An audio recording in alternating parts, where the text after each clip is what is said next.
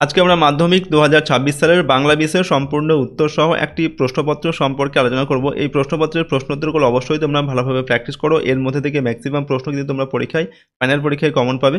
তো চলো এই ভিডিওতে আমরা মাধ্যমিক অর্থাৎ ক্লাস 10 2026 সালের বাংলা বিষয়ের এই প্রশ্নপত্রের উত্তরগুলো দেখে নিই। প্রশ্নপত্রটি তোমরা এখানে দেখতে পাচ্ছ। এই প্রশ্নপত্রের প্রতিটা প্রশ্নের উত্তর এখন আমরা পরপর দেখব। তার আগে তোমাদের সিলেবাস এবং নাম্বার বিভাজনটি আমরা এখান থেকে একবার দেখে নেব। তোমাদের দেখো গল্পের মধ্যে রয়েছে জ্ঞানচক্ষু, বহুরূপী, পথের দাবি, অদল বদল, আর হচ্ছে নদীর বিদ্রোহ। কবিতা থেকে রয়েছে অসুখী একজন, আয় আরও বেঁধে বেঁধে থাকি, আফ্রিকা, অভিষেক, প্রলয়োল্লাস, সিন্ধু তীরে, আর হচ্ছে অস্ত্রের বিরুদ্ধে গান।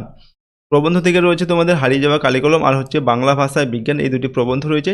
নাটক রয়েছে সিরাজদৌল্লা, নাটকটা রয়েছে।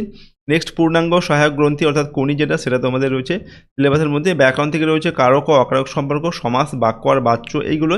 নির্মিতি অধ্যায় থেকে রয়েছে প্রতিবেদন রচনা, সংলাপ রচনা আর হচ্ছে প্রবন্ধ রচনা। তো এইগুলো রয়েছে তোমাদের সিলেবাসের মধ্যে। এরপর তোমাদের নাম্বার বিভাজনটি দেখো। গল্প থেকে হচ্ছে তোমাদের প্রথমে 3টি এমসিকিউ প্রশ্ন থাকবে, 4টি এসএকিউ থাকবে, অর্থাৎ যেগুলো হচ্ছে 1 নম্বর মানের অতি সংক্ষিপ্ত প্রশ্ন, সেগুলো থাকবে 4টি। আর 2টি 3 নম্বর মানের প্রশ্ন থাকবে, 1টি লিখতে হবে, এবং 2টি 5 নম্বর মানের প্রশ্ন থাকবে, সেখান থেকে 1টির উত্তর লিখতে হবে। তো গল্প থেকে টোটাল 15 নম্বর থাকবে, এবং কবিতা থেকেও এই সেম প্যাটার্নে টোটাল 15 নম্বর থাকবে। আর প্রবন্ধ থেকে যে 2টি তোমাদের প্রবন্ধ রয়েছে, সেখান থেকে 3টি থাকবে এমসিকিউ, 3টি হচ্ছে অতি সংক্ষিপ্ত মানের প্রশ্ন থাকবে, আর 2টি 5 নম্বর মানের প্রশ্ন থাকবে, সেখান থেকে 1টির উত্তর লিখতে হবে। টোটাল থাকবে 11 নম্বর। নাটক থেকে থাকবে 2টি 4 নম্বর মানের প্রশ্ন থাকবে, সেখান থেকে 1টির উত্তর লিখতে হবে। টোটাল 4 নম্বর থাকবে নাটক থেকে। সিরাজদৌল্লা যে নাটক, সেখান থেকে টোটাল 4 নম্বর থাকবে। আর সহায়ক গ্রন্থ তোমাদের যেটা রয়েছে কোনি, সেখান থেকে 5 নম্বর মানের 2টি প্রশ্নের উত্তর লিখতে হবে। 3টি প্রশ্ন দেওয়া থাকবে, 3টি, তার মধ্যে থেকে 2টির উত্তর লিখতে হবে, 10 নম্বর। ব্যাকরণ থেকে 8টি এমসিকিউ থাকবে, আর 8টি হচ্ছে অতি সংক্ষিপ্ত প্রশ্ন দেওয়া থাকবে, টোটাল 16 নম্বর থাকবে ব্যাকরণ থেকে। আর নির্মিতি থেকে হচ্ছে তোমাদের দেখো প্রবন্ধ রচনার জন্য থাকবে 10, ইংরেজি থেকে বাংলা অনুবাদ থাকবে 4, আর সংলাপ রচনা অথবা প্রতিবেদন রচনা, ঠিক আছে, এখান থেকে থাকবে 5 নম্বর। তো নির্মিতি থেকে টোটাল 19 নম্বর থাকবে। তো এই প্যাটার্নেই কিন্তু তোমাদের প্রশ্ন থাকবে ফাইনাল পরীক্ষায়। টোটাল 90 নম্বরের পরীক্ষা হবে এবং 3 ঘন্টা 15 মিনিট তোমাদের সময় থাকবে। তো চলো আমরা এখন কোশ্চেন পেপার এবং তার উত্তরগুলো দেখে নিই। দেখো 1 নম্বর দেখে বলা হচ্ছে সঠিক উত্তরটি নির্বাচন করো। 1 × 17 = 17। 1 নম্বর দেখে তপনের চিরকালের বন্ধু মা, বাবা, ছোট মাসি না মেজো মাসি। তো তপনের চিরকালের বন্ধু হচ্ছে কে? তার ছোট মাসি। এরপর 2 নম্বর বড় ভয় করিতে লাগিল নদের চাঁদের। ভয়ের কারণ কি? অন্ধকার, বৃষ্টি, নদীর প্রতিহিংসা না নদীর স্ফীতি। তো ভয়ের কারণ হচ্ছে নদীর প্রতিহিংসা। 3 নম্বর বুড়ো মানুষের কথাটা শুনো। বুড়ো মানুষটি হলেন জগদীশবাবু, গিরিশ মহাপাত্র, অপূর্ব না নিমাইবাবু। তো এখানে বুড়ো মানুষটি বলতে নিমাইবাবুর কথা বলা হয়েছে, ঠিক আছে, পথের দাবি গল্পের নিমাইবাবু। এরপর হচ্ছে আসছে ভয়ঙ্কর সুন্দর। ভয়ঙ্কর সুন্দর এর আগমনে কেমন আবহাওয়া সৃষ্টি হয়? শান্ত ও স্থির, নীরব ও অন্ধকার, তোরা সব জয়ধ্বনি কর, রুদ্র ও প্রলয়ঙ্কর। তো ভয়ঙ্কর সুন্দর এর আগমনে কেমন আবহাওয়া হয়? উত্তর হচ্ছে রুদ্র ও প্রলয়ঙ্কর। 5 নম্বর সমুদ্র নৃপতি সুতাকে লক্ষ্মী, পদ্মা, ওমানা, বারুণী। তো সমুদ্র নৃপতি সুতা বলতে এখানে পদ্মাকে বোঝানো হয়েছে। 6 নম্বর আমরা ভিখারি, 12 মাস, 8 মাস, 10 মাস না 12 মাস। তো আমরা ভিখারি 12 মাস, এটা সঠিক উত্তর হবে। 7 নম্বর পালকের কলমের ইংরেজি নাম হলো স্টাইলাস, ফাউন্টেন পেন, কুইল না রিজার্ভার পেন। তো স্টাইলাস কলমের ইংরেজি নাম হচ্ছে কুইল।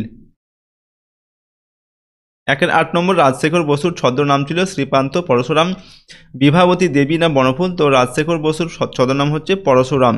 বৈজ্ঞানিক প্রবন্ধের ভাষা কেমন হওয়া উচিত? গুরুগম্ভীর, সহজ, স্পষ্ট, দুর্বোধ্য, চলিত বা কথ্য। তো বৈজ্ঞানিক প্রবন্ধের ভাষা কেমন হওয়া উচিত? উত্তর হবে সহজ ও স্পষ্ট। এরপর হচ্ছে 10 নম্বর কর্তা এবং ক্রিয়া যখন একই ধাতু থেকে উৎপন্ন হয়, তখন সেই ক্রিয়াপদের কর্তাকে বলে সমধাতুজ কর্তা। সমধাতুজ কর্তা, সমধাতুজ কর্ম। ব্যতিহারী কর্তা না নিরপেক্ষ কর্তা। তো কর্তা এবং ক্রিয়া যখন একই ধাতু থেকে উৎপন্ন হয়, তখন সেই ক্রিয়াপদের কর্তাকে বলা হয় সমধাতুজ কর্তা। 11 নম্বর সাবধানে দূরে দাঁড়ানোই প্রয়োজন। নিম্নরেখ পদটি কর্মকারক, করণকারক, সম্বন্ধ পদ, অধিকরণ কারক। তো দূরে এইটা হচ্ছে আমাদের অধিকরণ কারক হবে, ঠিক আছে। 12 নম্বর কোন সমাসী উভয় পদের অর্থই প্রাধান্য পায়? দ্বিগু, তৎপুরুষ, দ্বন্দ্ব না বহুব্রীহি। এখানে উত্তর হচ্ছে দ্বন্দ্ব সমাসে উভয় পদের অর্থই প্রাধান্য পায়। 10 পদটি হল সহার্থক বহুব্রীহি, ব্যতিহার বহুব্রীহি, সংখ্যাপূর্বক বহুব্রীহি, মধ্যপদ লোপী বহুব্রীহি। তো 10 পদটি হচ্ছে কি? 10 পদটি হলো সংখ্যাপূর্বক বহুব্রীহি। এরপর হচ্ছে 14 নম্বর বাক্য নির্মাণের শর্ত কটি? 3টি, 4টি, 2টি না 5টি। তো বাক্য নির্মাণের শর্ত হচ্ছে 3টি। যদি কারো কাজে লাগে তাই তুলে রেখেছি। গঠনগত দিক দিয়ে বাক্যটি হলো সরল বাক্য, জটিল বাক্য, মিশ্র বাক্য না যৌগিক বাক্য। তো এই যে যদি কারো কাজে লাগে তাই তুলে রেখেছি, এটা হচ্ছে জটিল বাক্য। ক্রিয়ার অর্থ প্রাধান্য পায় কর্তৃবাচ্যে, কর্মবাচ্যে, ভাববাচ্যে না কর্মকর্তৃবাচ্যে। তো ক্রিয়ার অর্থ প্রাধান্য পায় ভাববাচ্যে। 17 নম্বর, ঘন্টা বাজে কোন বাচ্যের দৃষ্টান্ত? কর্তৃবাচ্যের, কর্মবাচ্যের, ভাববাচ্যের, কর্মবাচ্যের। তো ঘন্টা বাজে এটা হচ্ছে কর্তৃবাচ্যের দৃষ্টান্ত। 2 নম্বর দেখে কম বেশি 20টা শব্দের মধ্যে নিম্নলিখিত প্রশ্নগুলির উত্তর লিখতে হবে এখানে এবং 19টা প্রশ্নের উত্তর করতে হবে। 1 × 19 = 19। 2-1 দেখে যে কোনো 4টি প্রশ্নের উত্তর দাও। 1 × 4 = 4। এগুলো প্রথমে তোমাদের গল্প থেকে প্রশ্ন দেওয়া হচ্ছে, ঠিক আছে? তো প্রথম প্রশ্ন, এর মধ্যে তপন কোথায়, কেন এমন বলা হয়েছে? এটা হচ্ছে জ্ঞানচক্ষু গল্প থেকে এই প্রশ্নটা দেওয়া হয়েছে। উত্তর লিখবে, বাড়ির সকলে প্রকাশিত গল্প নিয়ে হইচই করায় তপন নিজেকে সামান্য মনে করেছিলেন। অর্থাৎ তপনের যে লেখা গল্প, সেই গল্পটা নিয়েই বাড়ির সকলে হইচই করছিল, কিন্তু সেখানে তপনের কোনো ভূমিকা ছিল না আর কি। তপনকে কেউ মানে কী করছিল না, তার গল্পটা নিয়ে বেশি মাতামাতি করছিলেন। এরপর অদৃষ্ট কখনো হরিদার এই ভুল ক্ষমা করবে না। হরিদার কোন ভুলের কথা এখানে বলা হয়েছে? দেখো, বিরাগী সেজে জগদীশবাবুর দেওয়া 101 টাকার প্রণামী প্রত্যাখ্যানের এই যে ভুল, এই ভুলটা অদৃষ্ট কখনো ক্ষমা করবে না।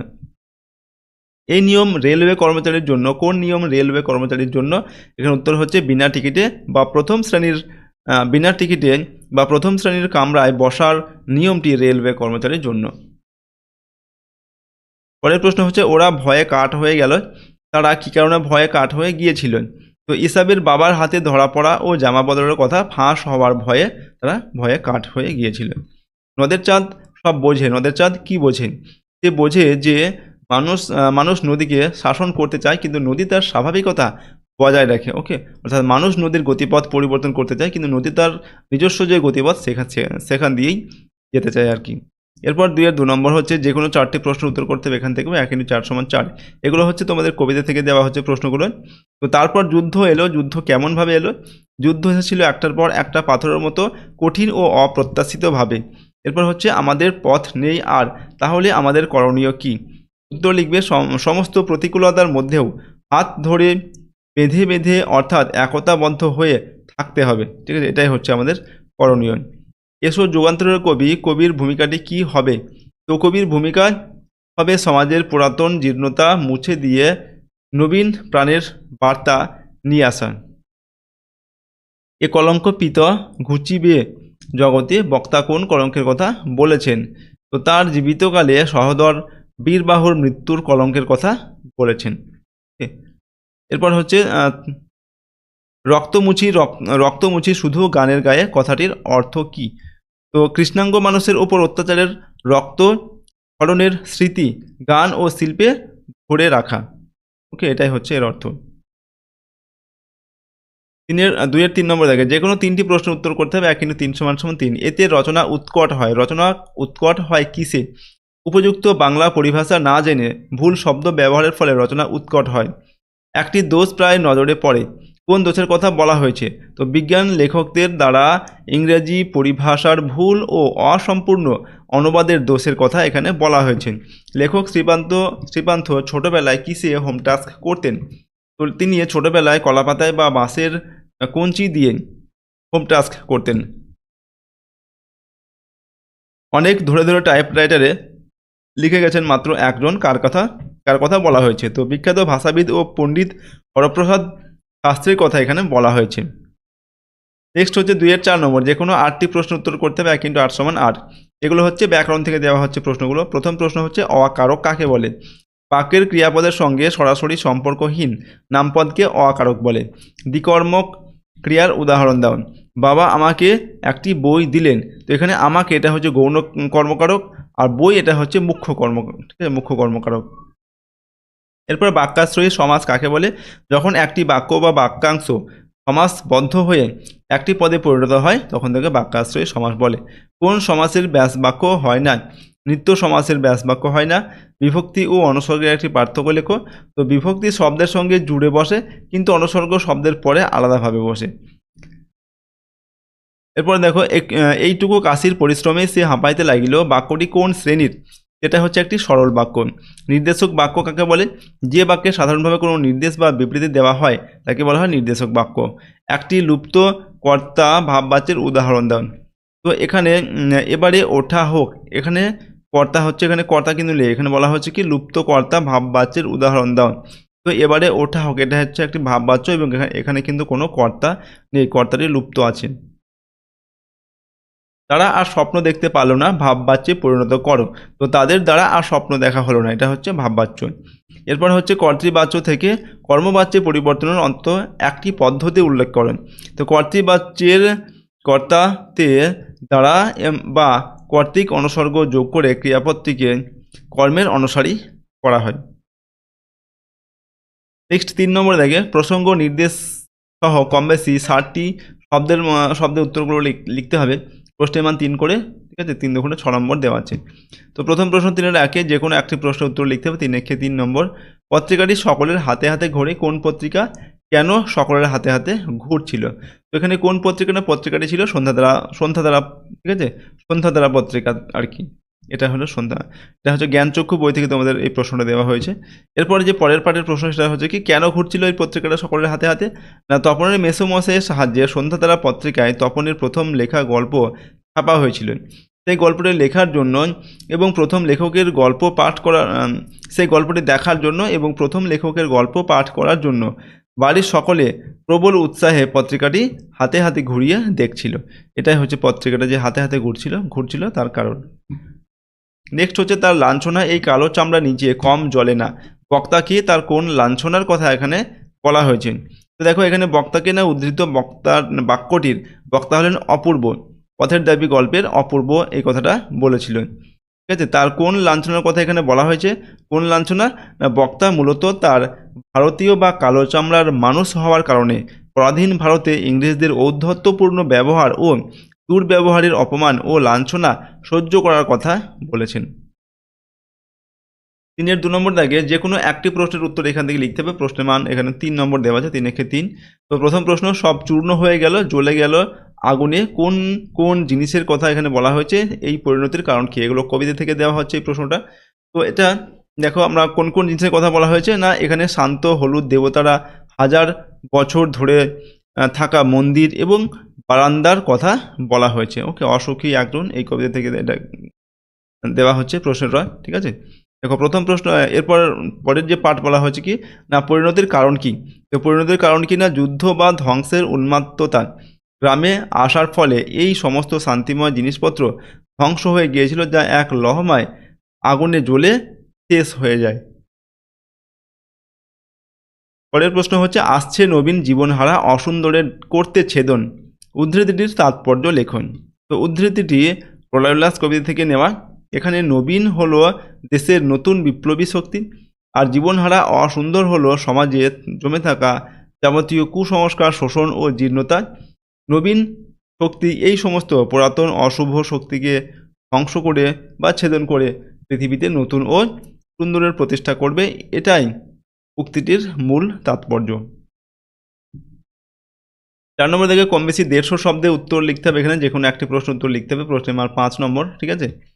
দেখো প্রথম প্রশ্ন, এই শহরের জীবনে মাঝে মাঝে বেশ চমৎকার ঘটনা সৃষ্টি করেন বহুরূপী হরিদা, হরিদার সৃষ্ট চমৎকার ঘটনাগুলির বর্ণনা দাও। তো সুবোধ ঘোষের বহুরূপী গল্পের প্রধান চরিত্র হরিদা বিচিত্র সাজে শহরে চমক সৃষ্টি করতেন। প্রথম হচ্ছে লিখছি আমরা উন্মাদ পাগল। বাজারের কাছে এক উন্মাদ পাগলের বেশে তিনি প্রায় আধ ঘন্টা দাঁড়িয়েছিলেন, যা দেখে লোকজনের ভিড় জমে গিয়েছিল। 2 নম্বর হচ্ছে পুলিশ সেজে দয়ালবাবুর লিচু বাগানে স্কুল পালানো ছেলেদের ধরে ঘুষ নেওয়া এবং তাদের মাস্টারের কাছে ধরিয়ে দেওয়া। 3 নম্বর হচ্ছে বিরাট সন্ন্যাসী। সবচেয়ে চমকপ্রদ ঘটনা ছিল তার বিরাগী সন্ন্যাসীর বেশ ধারণ, যেখানে তিনি জগদীশবাবুর দেওয়া বিপুল অর্থ অর্থাৎ 101 টাকা তিনি দিতে গিয়েছিলেন, ঠিক আছে, জগদীশবাবু দিতে গিয়েছিলেন এই সন্ন্যাসীকে। এটা তিনি কী করেছেন? প্রত্যাখ্যান করে জীবনের প্রতি নির্লিপ্ততা প্রকাশ করেন। হরিদার এই সমস্ত অপ্রত্যাশিত সাজ ও আচরণই ছিল তার সৃষ্ট চমৎকার ঘটনা, যা থেকে তিনি শিল্প সৃষ্টির আনন্দ খুঁজতেন। 2 নম্বর, ও আমাকে শিখিয়েছে খাঁটি জিনিস কাকে বলে? কে কাকে শিখিয়েছে? খাঁটি জিনিস বলতে কি বোঝানো হয়েছে? তো এই উক্তিটি পান্নালাল প্যাটেলের অদল বদল গল্প থেকে নেওয়া হয়েছে। তো কে কাকে শিখিয়েছে না 10 বছরের বালক অমৃত তার বন্ধু ইসাবের বাবা পাঠানকে শিখিয়েছে। ঠিক আছে, এই কথা। এরপর দেখো কি বলে, খাঁটি জিনিস বলতে কি বোঝে। তো খাঁটি জিনিস কি, এখানে খাঁটি জিনিস বলতে বোঝানো হয়েছে নিখাদ বন্ধুত্ব এবং মায়ের নিঃস্বার্থ স্নেহ ও ভালোবাসা। ছেঁড়া জামা বদলের সময় অমৃত ইসাবকে জানায় যে তার জন্য তার মা আছেন, কিন্তু ইসাবের তো মা নেই। অমৃতের এই গভীর আত্মত্যাগ ও মায়ের স্নেহের অভাব দূর করার উপলব্ধি ইসাবের বাবাকে এই খাঁটি জিনিস শিখিয়েছিল। ওকে, 5 নম্বর থেকে কম বেশি 150 শব্দের উত্তর লিখতে হবে। এখানেও যে কোনো একটি প্রশ্নের মান 5 নম্বর। প্রথমে হচ্ছে চিরচিহ্ন দিয়ে গেল তোমার অপমানিত ইতিহাসে। এগুলো কবিতা থেকে দেওয়া হচ্ছে প্রশ্নগুলো।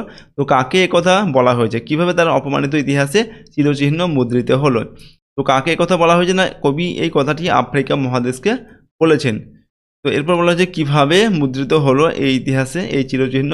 তো ঔপনিবেশিক শক্তিবর্গ যখন আফ্রিকায় আসে তখন তারা এই মহাদেশকে শুধুমাত্র ভোগের বস্তু হিসেবে দেখেছিল। তারা আফ্রিকানদের ওপর অকথ্য অত্যাচার, শোষণ ও অপমান চালায়। আফ্রিকার সংস্কৃতি ও মানুষের জীবনকে তারা পায়ের নিচে পিষে ফেলে। তাদের রক্ত অশ্রু ঝরিয়ে যে বীভৎস ইতিহাস তৈরি হয়েছিল, সেই রক্তের দাগ চিরকালের জন্য আফ্রিকার ইতিহাসের পাতায় এক অপমানিত চিরচিহ্ন হিসাবে মুদ্রিত হয়ে রইল।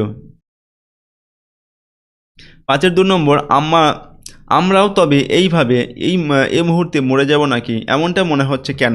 তো আরও বেঁধে বেঁধে থাকে কবিতায় কবি চারপাশের প্রতিকূলতা দেখে এমন আশঙ্কা প্রকাশ করেছেন। অস্তিত্বের সংকট বলে আমরা পয়েন্ট করলাম। তো কবি দেখেন তাদের ছেলেমেয়েরা মৃত্যুর কবল থেকে বাঁচতে পারেনি। মাথার ওপর বোমারু, বিমানের আক্রমণ ও পায়ের নিচে ধ্বংসের চিহ্ন। আশ্রয়হীনতা, তাদের বাড়িঘর নেই এবং পথ অবরুদ্ধ হয়ে গেছে।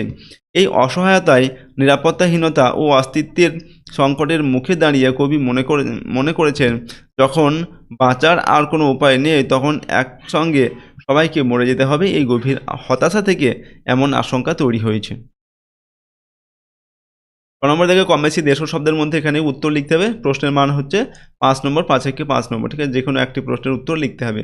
তো বাংলা ভাষা বিজ্ঞান চর্চায় এখনও নানা রকম বাধা আছে। লেখক কোন ধরনের বাধার কথা বলেছেন।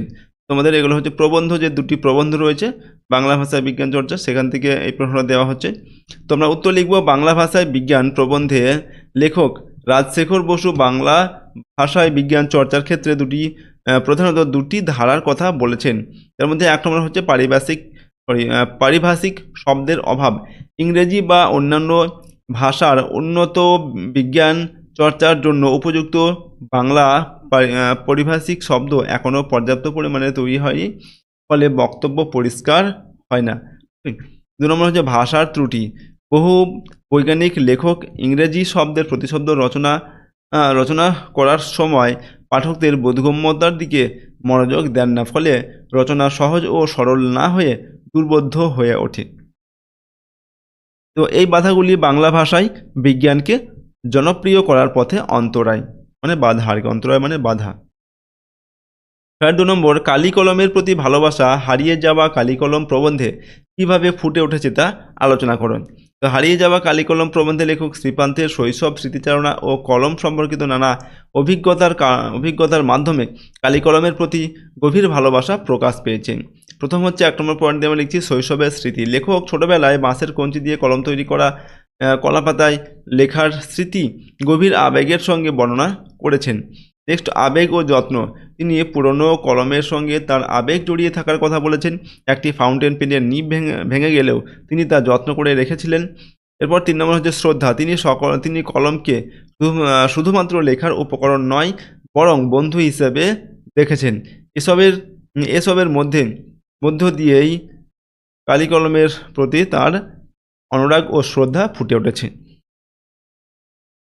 7 নম্বর থেকে কম বেশি 125 শব্দে যে কোনো একটি প্রশ্নের উত্তর লিখতে হবে। প্রশ্নের মান 4 নম্বর। ওকে ওর প্রাসাদে পাঠিয়ে দিন জাহাপনা, ওর সঙ্গে থাকতে আমার ভয় হয়। বক্তাকে তার এরকম ভয় হওয়ার কারণ কি। এখানে বক্তা হচ্ছে কে, উদ্ধৃত উক্তিটির বক্তা হলেন নবাব সিরাজদৌল্লার সহধর্মিণী বা স্ত্রী আর কি। ওকে, লুৎফুন্নিসা বেগম, এটা সংক্ষেপে লুৎফা বলা হয়েছে তোমাদের এই, ঠিক আছে, সিরাজদৌল্লা নাটকের মধ্যে।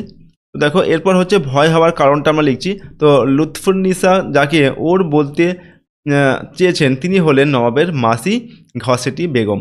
নবাবের বিরুদ্ধে ঘসেটি বেগমের ষড়যন্ত্রমূলক কার্যকলাপ এবং অমিত ক্ষমতা লিপ্সার কারণেই লুৎফা তাকে ভয় পান। তিনি বুঝতে পেরেছিলেন যে ঘসেটি বেগমের ষড়যন্ত্রের কারণেই সিরাজদৌল্লার মসনদ ও জীবন বিপন্ন, তাই তিনি ঘসেটি বেগমকে প্রাসাদে না রাখার অনুরোধ জানান।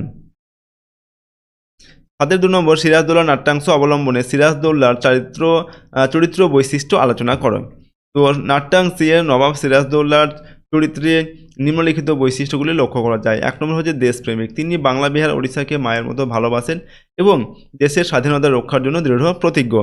2 নম্বর হচ্ছে ব্যর্থ মানবতাবাদী শাসক। তিনি তার সভাসদদের কাছে বারবার মানবিকতা ও দেশপ্রেমের আবেদন করেও তাদের বিশ্বাসঘাতকতার কারণে ব্যর্থ ও অসহায় হয়ে পড়েন। 3 নম্বর হচ্ছে সহজ ও ক্ষমাশীল। তিনি অনেক সময়ে ষড়যন্ত্রকারীদের বারবার ক্ষমা করার সুযোগ দিয়েছেন, যা তার চারিত্রিক সরলতার প্রমাণ। 8 নম্বর থেকে কম বেশি 150 শব্দে যে কোনো 2টি প্রশ্নের উত্তর লিখতে হবে। প্রশ্নের মান 5 নম্বর করে, 5 × 10। এগুলো তোমাদের যে সহায়ক পাঠ রয়েছে কোনি, সেখান থেকে এই প্রশ্ন দেওয়া হচ্ছে। 8-এর 1 নম্বর থেকে কোনির পারিবারিক জীবনের পরিচয় দাও। তো দেখো কোনির যেটা তার যে পুরো নাম সেটা হচ্ছে কনকচাপা পাল, ঠিক আছে। তো কোনির পরিবারটি ছিল চরম দরিদ্রপূর্ণ এবং শ্যামপুকুর বস্তির এঁদো গলিতে তারা বাস করত। এরপর আমরা প্রথম পয়েন্ট করে লিখছি, দেখো পারিবারিক বিপর্যয়। বাবা যক্ষা রোগে মারা গেছেন এবং 1 ভাইয়ের মৃত্যু হয়েছে। 7 ভাই বোনের পরিবারে সেজো ভাই পিসিমার বাড়িতে থাকেন। এরপর হচ্ছে দাদার দায়িত্ব। দাদা কমল যে ভালো সাঁতারও হতে চেয়েছিল আর কি, এখন মোটর গ্যারেজের 150 টাকা মাইনের কর্মচারী হিসাবে সংসারের প্রধান দায়িত্ব বহন করে। 3 নম্বর পয়েন্ট করে লিখছি, দেখো চরম অভাব। পরিবারের প্রয়োজনে 1 ভাইকে 15 টাকা মাইনেতে চায়ের দোকানে কাজে লাগানো হয়। চরম অভাবের কারণে কোনিকেও 60 টাকা মাইনেতে সুতো কারখানায় কাজে লাগাবার কথা ওঠে। 4 নম্বর হচ্ছে জীবন সংগ্রাম। তাদের বারণী উৎসবের আম সংগ্রহের সংগ্রাম আসলে এই কঠিন জীবন সংগ্রামকেই তুলে ধরে। এরপর দেখো 8-এর 2 নম্বর, স্টেট চ্যাম্পিয়নশিপে কোনির বিরুদ্ধে যে চক্রান্ত হয়েছিল তার বিবরণ দাও। তো স্টেট চ্যাম্পিয়নশিপে কোনিকে তার সামাজিক অবস্থান এবং ক্ষিতীশের শিষ্য হওয়ার কারণে ক্ষিতীশ বিরোধী গোষ্ঠীর চক্রান্তের শিকার হতে হয়েছিল। তার মধ্যে প্রথম চক্রান্ত যেটা ব্রেস্ট স্ট্রোক চক্রান্ত। তো ব্রেস্ট স্ট্রোকের 100 মিটারে টাইম কিপার বধু চাটুর্যে মিথ্যা অজুহাতে আন্ডার ওয়াটার ডাবল কিক এর অভিযোগে কোনিকে ডিসকোয়ালিফাই করেন। 2 নম্বর হচ্ছে বা দ্বিতীয় চক্রান্ত হচ্ছে ফ্রি স্টাইল ইভেন্টে কোনি ফিনিশিং বোর্ড ছোঁয়ার পর অমিয়া স্পর্শ করলেও প্রথম হিসাবে অমিয়ার নাম ঘোষণা করা হয়। এরপর 3 নম্বর হচ্ছে তৃতীয় চক্রান্ত মেডলি। ব্যক্তিগত মেডলি ইভেন্টে যজ্ঞেশ্বর ভট্টাচার্য মিথ্যা ফল্টি টার্ন এর অজুহাতে লাল ফ্ল্যাগ তুলে কোনিকে ডিসকোয়ালিফাই করেন। এরপর দেখো এভাবেই ক্ষিতীশের প্রতিবাদ অগ্রাহ্য করে 3 বার কোনিকে চক্রান্তের শিকার হতে হয়। ওকে। 8-এর 3 নম্বর, সব পারে মানুষ সব পারে, ফাইট কোনি ফাইট। উদ্ধৃতিটির আলোকে বক্তার চরিত্র আলোচনা করো। আমরা উত্তর লিখছি, উদ্ধৃত বাক্যটির বক্তা ক্ষিতীশ সিংহ ছিলেন এক বিরল ব্যক্তিত্বের অধিকারী এবং চ্যাম্পিয়নশিপ তৈরির ক্ষেত্রে অভিজ্ঞ গুরু। 1 নম্বর পয়েন্ট হচ্ছে দৃঢ়চেতা ও লড়াকু। তিনি কখনোই ঔদ্ধত্য ও প্রতিকূলতার কাছে মাথা নত করেননি, চক্রান্তের মুখেও নিজের লক্ষ্যে স্থির থেকেছেন। 2 নম্বর পয়েন্ট হচ্ছে কঠোর প্রশিক্ষক। তিনি কোনিকে চ্যাম্পিয়ন বানাতে তার অনুশীলন, শরীরচর্চা, খাওয়া দাওয়া নিয়ন্ত্রণ করেছেন, যা তার অধ্যবসায় ও পরিশ্রমী মনোভাবের প্রমাণ। এরপর 3 নম্বর হচ্ছে প্রেরণাদাতা। তিনি কোনিকে শেখান যে যন্ত্রণাকে জয় করতে পারলে মানুষ সব পারে, তাই প্রতিনিয়ত ফাইট কোনি ফাইট বলে তাকে উদ্বুদ্ধ করেছেন। এরপর হচ্ছে নিবেদিত প্রাণ। তার এই কথাগুলি তার অদম্য জীবনী শক্তি ও একনিষ্ঠতার পরিচয় দেয়। তিনি দৈহিকভাবে উপস্থিত না থেকেও কোনির জেতার প্রবল ইচ্ছের মধ্যে ভীষণভাবে উপস্থিত ছিলেন। 9 নম্বর দেখো বলা হচ্ছে চলিত গদ্যে বঙ্গানুবাদ করো। প্রশ্নের মান 4 নম্বর দেওয়া আছে। তো এখানে একটি ইংরেজি প্যাসেজ দেওয়া হয়েছে। তো এখানে কি দেওয়া আছে, a happy man is he who is master of himself. He is well protected by honesty and armed with simple truth. He is happy because he is not carried away with rumors but trusts his own effort. He does not wish to harm others, nor does he envy the success of others. এটার বাংলা অনুবাদ কি হবে? সেই মানুষটি সুখী যে নিজের প্রভু সততা দ্বারা যে সুরক্ষিত এবং সরল সত্য দ্বারা সে সজ্জিত। সে সুখী কারণ সে গুজবে কান দেয় না, বরং নিজের প্রচেষ্টার উপর বিশ্বাস রাখে। সে অন্যের ক্ষতি করতে চায় না, আবার অন্যের সাফল্যেও ঈর্ষা করে না বা হিংসা করে না। এটা হচ্ছে এর বাংলা অনুবাদ। 10 নম্বর থেকে কম বেশি 150 শব্দে যে কোনো একটি প্রশ্নের উত্তর লিখতে হবে। প্রশ্নের মান 5 নম্বর। এখানে প্রথমে 10-এর 1-এ রয়েছে মাধ্যমিক পরীক্ষার পর কোন শাখাকে পাঠ্যক্রম হিসাবে বেছে নেবে এই মর্মে দুই বন্ধুর মধ্যে একটি কাল্পনিক সংলাপ রচনা করো। তো দেখো, একটি কাল্পনিক সংলাপ রচনা করতে হবে মাধ্যমিক পরীক্ষার পর। কে কোন বিষয় নিয়ে পড়বে, কি আর্টস না কমার্স, এই বিষয়ে বা সায়েন্স, ঠিক আছে, সেই বিষয়ে দুই বন্ধুর মধ্যে একটি কথোপকথন লিখতে হবে। তো দেখো, আমরা দুটো এখানে চরিত্র নিয়েছি, একটা হচ্ছে অর্ণব আর একটা হচ্ছে অর্ক, ঠিক আছে। তো অর্ণব বলছে, কী রে অর্ক, মাধ্যমিক তো শেষ, এবার কি করবি ঠিক করেছিস? আমি তো সায়েন্স নেব ভাবছি। তো অর্ক বলছে, আমিও ভাবছি, তবে আমার একটু দ্বিধা আছে, তুই কেন সায়েন্স নিচ্ছিস? তারপর অর্ণব কি বলছে দেখো, আমার জীবনবিজ্ঞান আর গণিত ভালো লাগে, ভবিষ্যতে আমার জীববিজ্ঞান আর গণিত ভালো লাগে, ভবিষ্যতে হয় ডাক্তার না হয় ইঞ্জিনিয়ার হতে চাই, সায়েন্স নিলে দুটো পথই খোলা থাকবে। এরপর দেখো অর্ক কি বলছে, ঠিক বলেছিস, আমার কিন্তু ইতিহাস আর ভূগোল খুব প্রিয়, তাই হয়তো আমি আর্টস বেছে নেব। আর্টস এও অনেক ভালো কেরিয়ার আছে, যেমন সাংবাদিকতা বা সিভিল সার্ভিস এইগুলো। তো অর্ণব বলছেন, তোর যেটা ভালো লাগে সেটাই নিয়ে, মন দিয়ে পড়লে সব শাখাতেই সফল হওয়া যায়। অর্ক, একদম, চল এবার সবাই মিলে একটু ঘুরতে যাই। তো এরকমভাবে সংক্ষেপে আমরা এই কথোপকথনটা লিখলাম দুজনের মধ্যে, কে কোন বিষয় নিয়ে পড়বে আর কি মাধ্যমিক পরীক্ষার পর। তোমরা নিজের মতো বানিয়ে কিন্তু লিখতে পারো। 10-এর 2 নম্বর, জলাভূমি বুঝিয়ে আবাসন নয়, আবাসন বলতে বড় বড় বাড়ি আর কি, ঠিক আছে, এই মর্মে একটি প্রতিবেদন রচনা করো। তোমরা উত্তরটা করছি দেখো, প্রথমে উপরে হেডিং দিচ্ছি, জলাভূমি বুঝিয়ে আবাসন নয়। নিজস্ব সংবাদদাতা, নিউ ব্যারাকপুর, 5 জুন। আবাসন আবশ্যক, কিন্তু জলা বুঝিয়ে বা সবুজ ধ্বংস করে নয়। 5 জুন বিশ্ব পরিবেশ দিবসে এই সিদ্ধান্ত জানালেন নিউ ব্যারাকপুরের মানুষ। স্থানীয় বিজ্ঞান চেতনা ফোরাম কর্তৃক আয়োজিত আলোচনা সভায় এবারের আলোচ্য বিষয় ছিল জলা বুঝিয়ে সবুজ ধ্বংস করে আবাসন নয়। জনসংখ্যা বৃদ্ধির সঙ্গে আবাসনের প্রয়োজনীয়তা বাড়লেও নির্বিচারে পুকুর বুঝিয়ে এবং বৃক্ষচ্ছেদন করার পরিণাম যে ভয়ঙ্কর সে বিষয়ে বিজ্ঞানী শ্রী অশোক মিত্র বিশদ আলোচনা করেন। ফোরামের সম্পাদক শ্রী শুভেন্দু চট্টোপাধ্যায় নিউ ব্যারাকপুর ও সংলগ্ন অঞ্চলকে পরিবেশ দূষণ থেকে মুক্ত করার এবং শহরকে সবুজ ও দূষণমুক্ত করে তোলার সংকল্প ঘোষণা করেন। এরপর 11 নম্বর দাগে যে কোনো একটি বিষয়ে কম বেশি 400 শব্দে প্রবন্ধ রচনা করতে হবে। প্রশ্নের মান 10 নম্বর দেওয়া আছে। 10-এর 1 নম্বর দাগে বলা হচ্ছে তোমার প্রিয় ঋতু। তো তোমার প্রিয় ঋতু সম্পর্কে একটি প্রবন্ধ রচনা লিখতে হবে। দেখো, আমরা লিখছি আমার প্রিয় ঋতু বর্ষা সম্পর্কে আমরা লিখছি। তো ভূমিকা লিখব প্রথমে, ঋতু বৈচিত্র্যের দেশ ভারতে বর্ষাকাল এক ভিন্ন মাত্রা যোগ করে। গ্রীষ্মের দাবদাহের পরে এই ঋতুর আগমন প্রকৃতিকে নতুন করে সজীব করে তোলে, এই কারণেই বর্ষা আমার সবচেয়ে প্রিয় ঋতু। এরপর হচ্ছে প্রাকৃতিক সৌন্দর্য, এরকম পয়েন্ট করছি আমরা। বর্ষাকালে আকাশ কালো মেঘে ছেয়ে যায়, ঝমঝম বৃষ্টি শুরু হলে পরিবেশ শান্ত ও স্নিগ্ধ হয়ে ওঠে, প্রকৃতির শুষ্কতা দূর হয়ে চারদিকে সবুজ ঘাস ও গাছে ভরে ওঠে, পুকুর নদী জলে ভরে যায়, কদম কেয়া জুঁই ফুলের গন্ধে বাতাস ভারী হয়ে ওঠে, ব্যাঙের ডাক আর বৃষ্টির একটানা শব্দ মনকে এক অদ্ভুত শান্তি এনে দেয়। গুরুত্ব ও প্রভাব, বর্ষা শুধু প্রাকৃতিক সৌন্দর্যই আনে না, কৃষি নির্ভর আমাদের দেশে এই ঋতুর গুরুত্ব অপরিসীম। বর্ষার জলের ওপরই চাষাবাদ অনেকাংশে নির্ভর করে।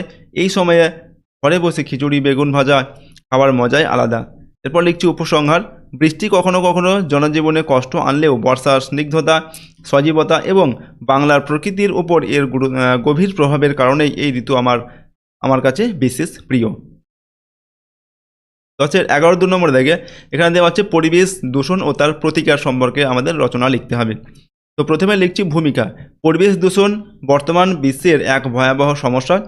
বাতাস, জল, মাটি ও শব্দের স্বাভাবিক অবস্থার পরিবর্তন যখন জীবকুলের জন্য ক্ষতিকর হয় তখনই তাকে পরিবেশ দূষণ বলে। এই দূষণ মানব জীবনকে মারাত্মকভাবে প্রভাবিত করছে।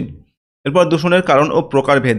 দ্রুত শিল্পায়ন, নগরায়ন, যানবাহনের সংখ্যা বৃদ্ধি এবং নির্বিচারে বন কেটে ফেলার ফলে বায়ু দূষণ হচ্ছে। কলকারখানার বর্জ্য ও প্লাস্টিক পলিথিন জমিতে ফেলে জল ও মাটি দূষণ ঘটছে। মাইক ও হর্নের বাড়বাড়ন্তে শব্দ দূষণও হচ্ছে। এই সমস্ত দূষণ মানব স্বাস্থ্য এবং প্রকৃতির ভারসাম্য নষ্ট করছে। এরপর হচ্ছে এর প্রতিকার লিখছি আমরা। পরিবেশ দূষণ রোধ করতে হলে কিছু জরুরি পদক্ষেপ নেওয়া প্রয়োজন। প্রথমত হচ্ছে বৃক্ষরোপণ অভিযানকে বাধ্যতামূলক করতে হবে। জীবাশ্ম জ্বালানির ব্যবহার কমিয়ে সৌরশক্তি ও বায়ুশক্তির মতো বিকল্প শক্তি ব্যবহার করতে হবে। প্লাস্টিক বর্জন করে পরিবেশ বান্ধব জিনিসের ব্যবহার বাড়াতে হবে। সর্বোপরি ব্যাপক জনসচেতনতা তৈরি করাই হলো দূষণ প্রতিরোধের প্রধান উপায়। এরপর লিখছি উপসংহার। পরিবেশ সুস্থ থাকলে মানুষ সুস্থ থাকবে। তাই প্রকৃতির উপর অত্যাচার বন্ধ করে পরিবেশ রক্ষার দায়িত্ব আমাদের সকলেরই নেওয়া উচিত। তো এইভাবে পরিবেশ দূষণ এবং তার প্রতিকার সম্পর্কে আমরা লিখলাম প্রবন্ধ রচনাটি। এরপর হচ্ছে 11.3 রয়েছে একটি গাছ একটি প্রাণ, এটার সম্পর্কে লিখতে হবে। তো দেখো প্রথমে লিখছি ভূমিকা। গাছ প্রকৃতির এক অমূল্য সম্পদ। গাছ ছাড়া পৃথিবীতে প্রাণের অস্তিত্ব কল্পনা করা অসম্ভব। তাই পরিবেশের ভারসাম্য রক্ষায় গাছের গুরুত্ব অপরিসীম। একটি গাছ একটি প্রাণ কথাটি গভীর সত্য বহন করে। গাছ কেন প্রাণ? তো গাছ আমাদের বেঁচে থাকার জন্য সবচেয়ে প্রয়োজনীয় উপাদান অক্সিজেন সরবরাহ করে। আবার মানুষের নিঃশ্বাস প্রশ্বাসে সৃষ্ট ক্ষতিকর কার্বন ডাইঅক্সাইড গ্যাস সেটা শোষণ করে পরিবেশকে পরিচ্ছন্ন রাখে। গাছ আমাদের খাদ্য, ছায়া, কাঠ আর আসবাবপত্র এবং ওষুধপত্রও যোগান দেয়। গাছের শিকড় মাটিকে শক্তভাবে ধরে রাখার ফলে ভূমিক্ষয় রোধ হয় এবং প্রাকৃতিক দুর্যোগের মোকাবিলা করা সহজ হয়। অসংখ্য প্রাণী ও পাখির আশ্রয় হচ্ছে এই গাছ। গুরুত্ব ও কর্তব্য। বর্তমানে নির্বিচারে বন ধ্বংসের ফলে পৃথিবী উষ্ণ হচ্ছে এবং পরিবেশ দূষণ বাড়ছে। এই সমস্যা মোকাবিলার জন্য প্রত্যেক মানুষকে আন্তরিকভাবে উদ্যোগী হতে হবে। প্রতিটি গাছকে নিজের সন্তানের মতো যত্ন করে রক্ষা করা এবং নতুন গাছ লাগানো আমাদের নৈতিক কর্তব্য। এরপর লিখছি উপসংহার।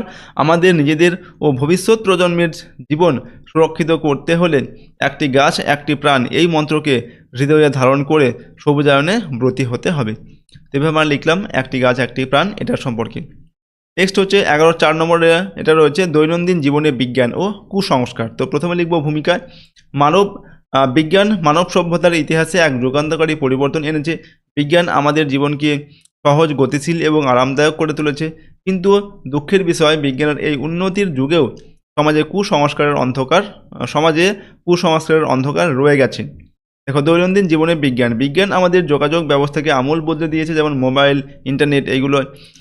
চিকিৎসার ক্ষেত্রে বিজ্ঞান আজ দুরারোগ্য ব্যাধির সমাধান করছে। আধুনিক কৃষি, বিদ্যুৎ ও পরিবহন ব্যবস্থা সবই বিজ্ঞানের অবদান, যা আমাদের জীবনকে গতিময় করেছে। বিজ্ঞান আমাদের যুক্তি দিয়ে ভাবতে শিখিয়েছেন। কুসংস্কার ও দ্বন্দ্ব। তবুও সমাজে আজও নানা কুসংস্কার, যেমন অশুভ লক্ষণ, ডাইনি প্রথা বা অলৌকিক শক্তির উপর বিশ্বাস জেঁকে বসে আছেন। অশিক্ষা ও অন্ধ বিশ্বাসের ফলে মানুষ যুক্তির বদলে কুসংস্কারের আশ্রয় নেয়। এটি সমাজে বিভেদ ও হানাহানি সৃষ্টি করে। এরপর আমরা লিখছি উপসংহার। বিজ্ঞান আমাদের সামনে আলোকিত পথ খুলে দিয়েছে। তাই যুক্তিবাদী ও বিজ্ঞান মনস্ক হয়ে কুসংস্কারের অন্ধকার থেকে বেরিয়ে আসা প্রয়োজন। বিজ্ঞান চর্চার মাধ্যমেই এই অন্ধকার দূর করে এক সুস্থ সমাজ গঠন করা সম্ভব। তো দেখো, এইভাবে আমরা এই রচনাটিকে লিখলাম। তো আজকে আমরা এই ভিডিওতে তোমাদের মাধ্যমিক 2026 সালের জন্য বাংলা বিষয়ের একটি কোশ্চেন পেপারের সম্পূর্ণ উত্তর আলোচনা করলাম। প্রশ্নোত্তরগুলো তোমাদের 2026 সালের জন্য খুবই গুরুত্বপূর্ণ প্রশ্নোত্তর, সুতরাং প্রতিটা প্রশ্নোত্তর অবশ্যই তোমরা ভালোভাবে প্র্যাকটিস করবে এবং মুখস্থ করবে। ঠিক আছে? এবং এর পিডিএফগুলো পেতে চাইলে আমাদের অ্যাপটিকে ইনস্টল করবে। অ্যাপের লিঙ্ক ডেসক্রিপশন বক্সে দেওয়া আছে, ঠিক আছে। সহজ লেসন অ্যাপটিকে তোমরা ডেসক্রিপশন বক্সে লিঙ্ক আছে, সেখান থেকে ডাউনলোড করে নিতে পারো এবং পেইড কোর্সের মধ্যে থেকে চাইলে তোমরা কিন্তু এর পিডিএফগুলোকে নিতে পারো। ওকে, আর যদি চ্যানেল নতুন হও চ্যানেলটিকে প্লিজ সাবস্ক্রাইব করবে, বেল আইকনে প্রেস করার পর অল অপশানটিকে সিলেক্ট করে রাখবে এবং ভিডিওটিতে লাইক করবে, ভিডিওটি তোমার বন্ধু বান্ধবীর সঙ্গে শেয়ার করবে, কমেন্ট বক্সে নিজেদের মতামত লিখবে। আজকে আমরা এই ভিডিওটিকে এখানে শেষ করছি। সম্পূর্ণ ভিডিওটি দেখার জন্য অসংখ্য ধন্যবাদ।